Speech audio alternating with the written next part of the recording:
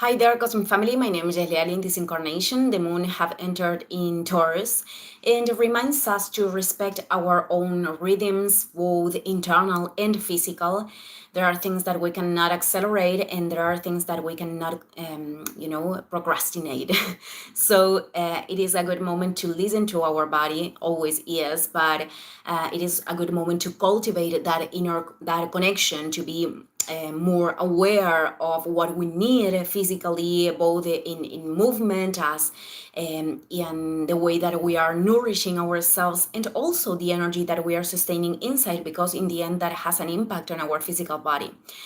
Well, Mercury also entered in Aries. In this first instance, it is going to stay there until March 15th, which is the moment that it starts its retrogradation. Mercury is a planet that it is very fast, and here it acquires this velocity.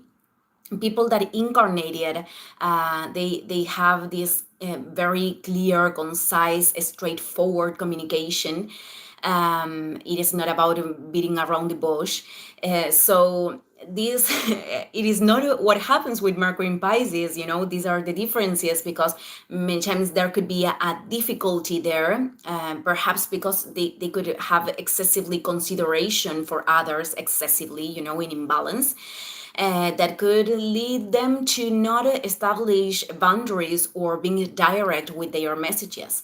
With Mercury in Aries is vice versa. I am talking about that it is very important to be aware of the impact that our words could have, and there could be a tendency to say first and then think, and think later. But being direct, it is something very valuable. Also, in here, there is this way of processing experiences in which there is a tendency to face what it needs to be faced. There is this pulse of looking for movement, of focusing in what it can be done, and this is positive to transcend, for example, experiences of stagnation. There is a disponibility. I don't know if this is a word, but I don't care, to assume risks or experimenting new things. So there is a capacity also to see ways of opening the path that perhaps other people are not seeing. In his shadow, well, as I said, there could be this way of saying things that are, that are out of touch, and it could be that it ends up manifesting in a more like aggressive or violent communication. Aggressiveness is this energy that we use to move forward, to take action, to initiate. So imbalance, it is something that we need to integrate too. So other shadow could be this initial interest in new experiences, and then like the spark, it is like turned off. It is true that not everything is destined to last in our experience, and we don't have to force ourselves to sustain something that we don't feel that have purpose. But it is also part of the experience to learn to sustain things, even if we are not totally motivated, and to look forms, to look for ways to reconnect with that motivation, so we can focus ourselves in the things that we feel it have purpose.